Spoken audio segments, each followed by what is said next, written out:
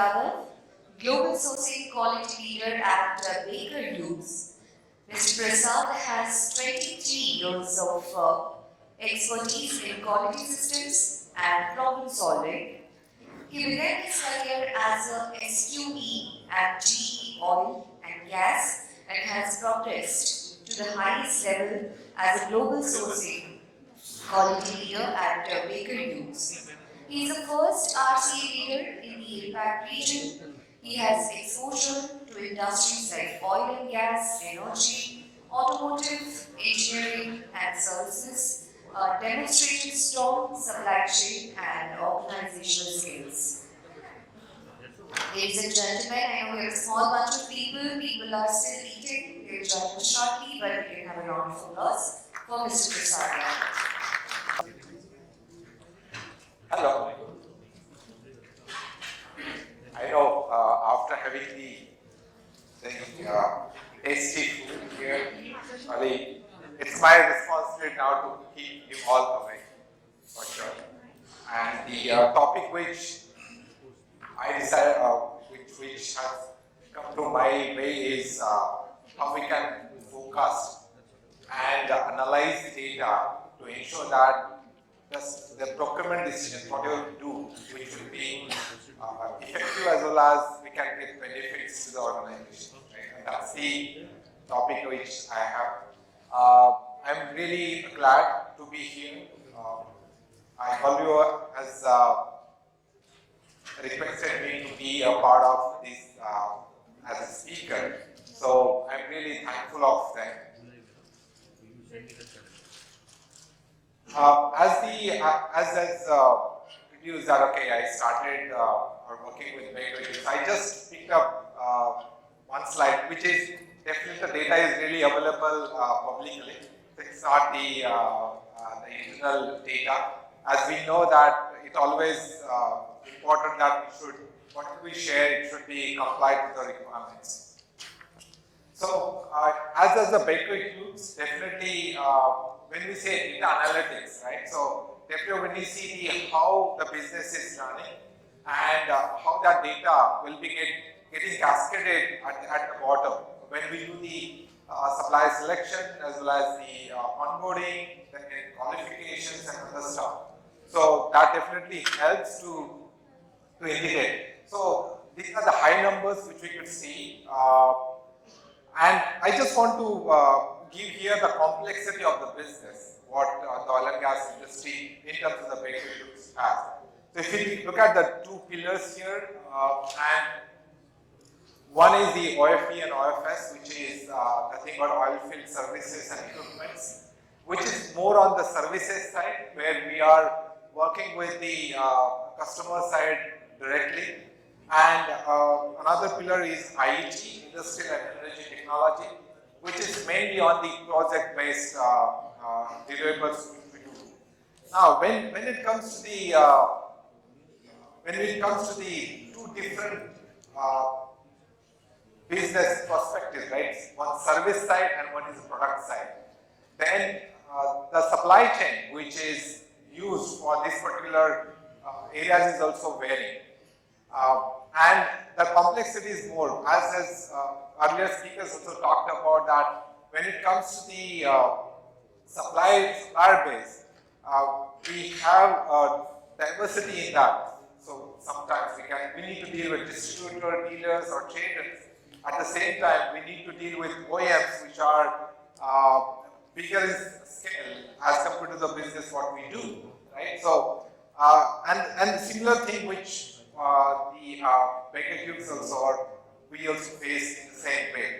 Now, when we look at the Baker Hughes as the energy technology company, initially we were just looking for the oil and gas segment, but now everybody is talking about the sustainability, right? So we change our theme, not only the oil and gas, but how we can use the technology to carbon emissions or carbon capture, as well as how we can reduce the efficiency of the manufacture of the products.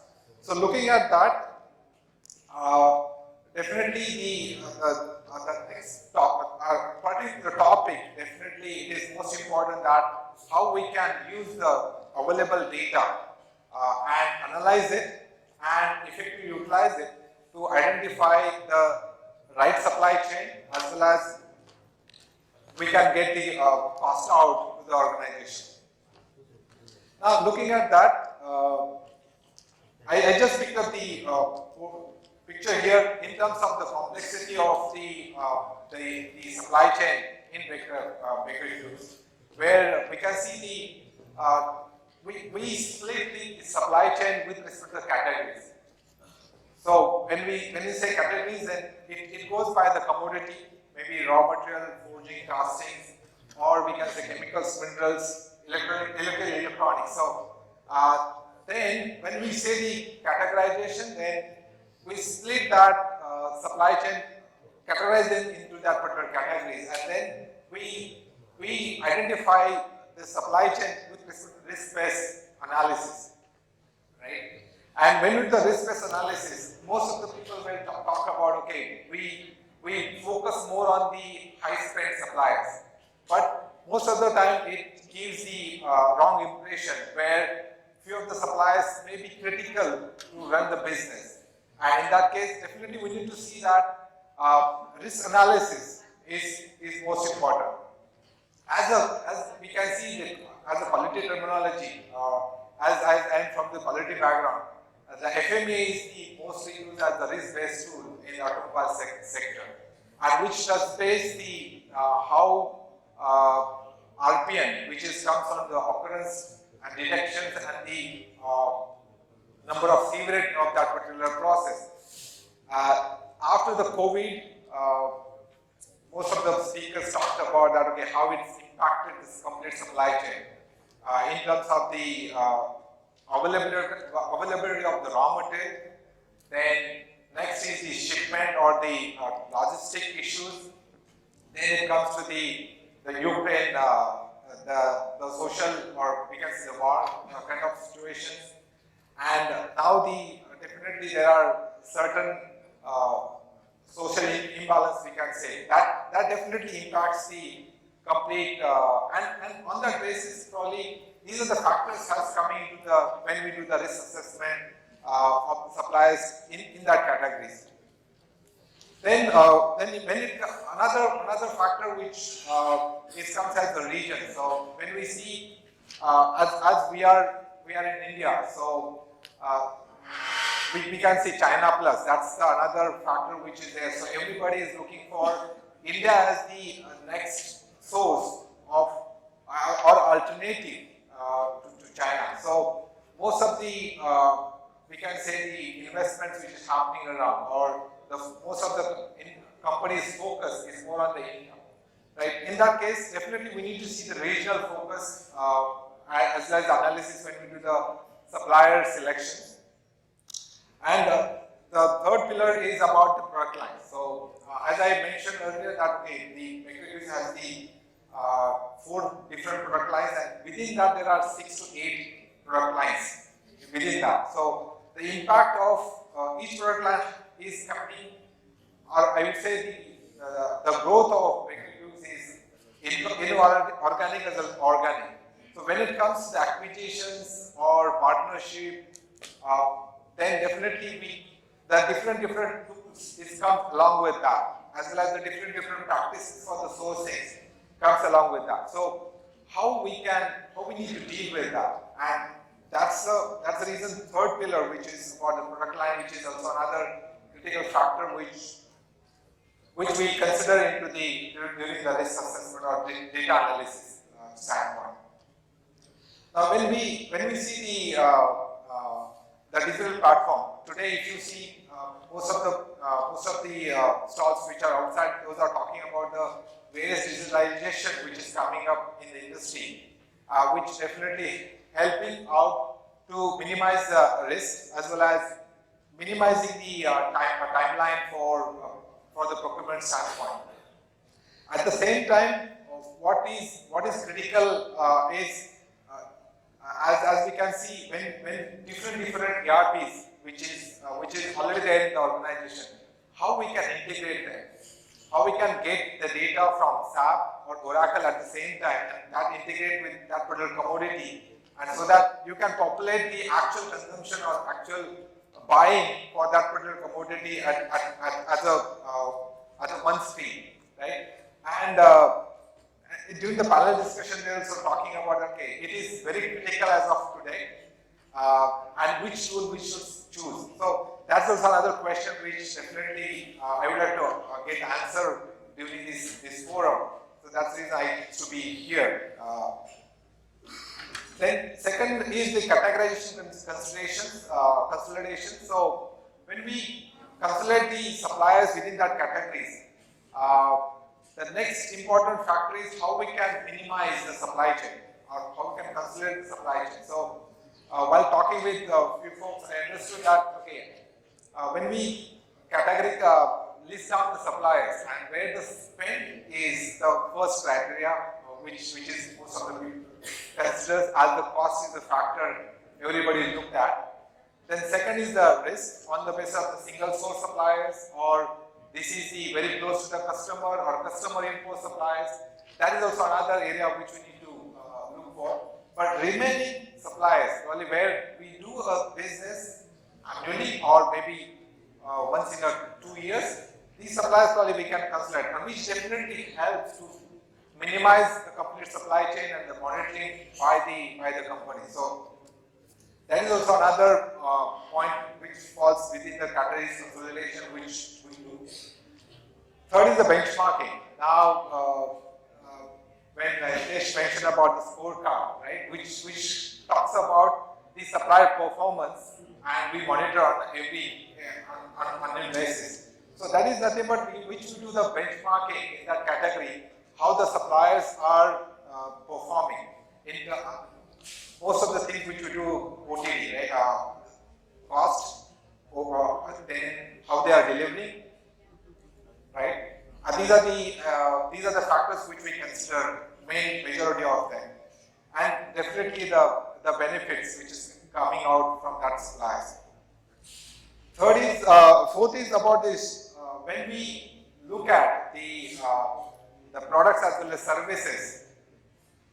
The services factors depends on the customer needs, and most of the time the services triggers as soon as there is the failure at the customer, or there is an urgent need to expand or enhance that particular process. And that time, definitely the cycle time of the process becomes very short. So most of the time, what we need to do, we did the analysis of last 5 years data, and we do a forecasting in terms of how many times we could see the short cycle project requirements from the customer side. Definitely, we did the analysis on the basis of the regions. Another is the customer base. These are the factors which we consider there, and that definitely help us to keep the inventory in such a way that we can mobilize them very effectively and quickly, so that we can mitigate the customer requirements there. So I think that's another area which definitely helps us by doing the data analytics over there. As I mentioned this point as BCC penetration and China Plus, or we need to look for something diversification of the risk throughout because of the political or social impacts all across the globe. So most of the time we always look for how we can minimize or completely eliminate the sole sources throughout, and which becomes the headache in later end, that in terms of the price, in terms of the availability of that material on time, as well as sometimes they start optimistic later. So definitely we need to look for that. The data analytics always helps to identify them and start developing the sole source mitigation points over here. So that's the overall what Baker Hughes is doing. As well as these are the not only the Baker Hughes, but whatever I learned from last 23 years. That's the data which I'm just sharing with all of you.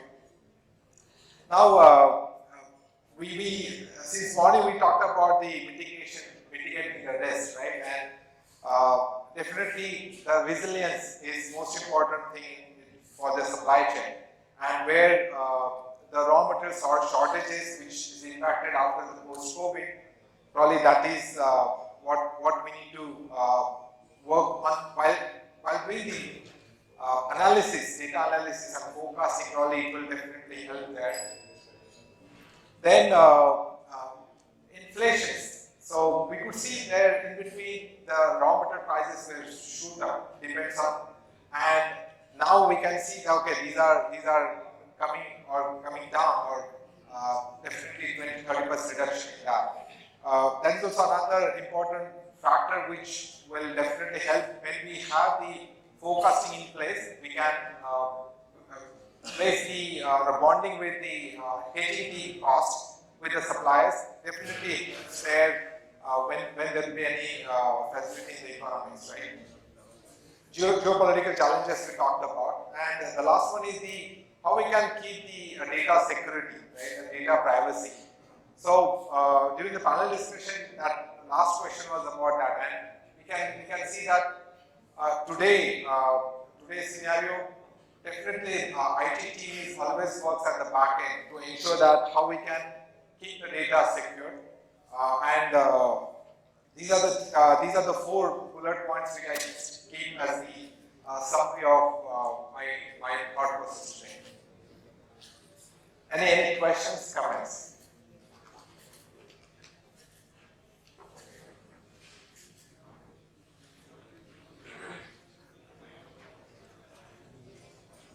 I think everybody understood what I mean, or it's because of the tasty food, everybody's silent now. No questions? All are good students. Thank you.